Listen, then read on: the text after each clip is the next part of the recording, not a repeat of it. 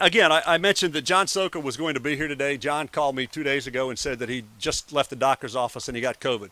So in the event of not making a spreader here, we thought John was going to stay home, and he sent me something to read. So let me read this from John. It's a pleasure to be at this groundbreaking today. Anyway, well, I told him to send me remarks, and I'll read them like he put them. For those of you who attended previous ceremonies, you can see for yourself the physical progress that's been made at the site.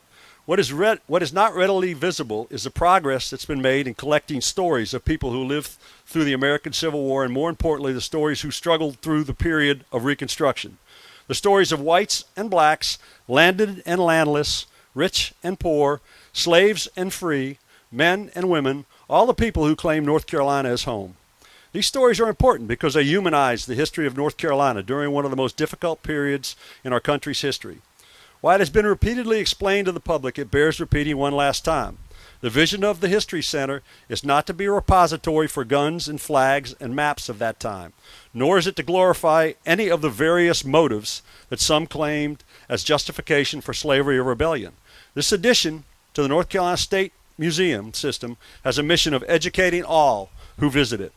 The vision is to have a better understanding of have a better understanding of how the forces that caused the Civil War carried into the period known as Reconstruction, and how the inequities and injustices of Reconstruction affect us still today. To understand some of the issues that still divide us today, we need to come to terms and understand our state's past. One of the least understood periods of our nation's history is the period of Reconstruction. As the American philosopher George Santayana is often quoted, those who cannot remember the past are condemned to repeat it.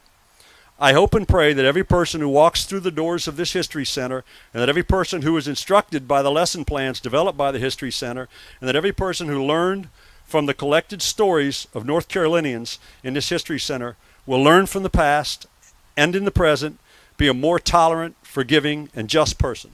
Thank you, John Szoka.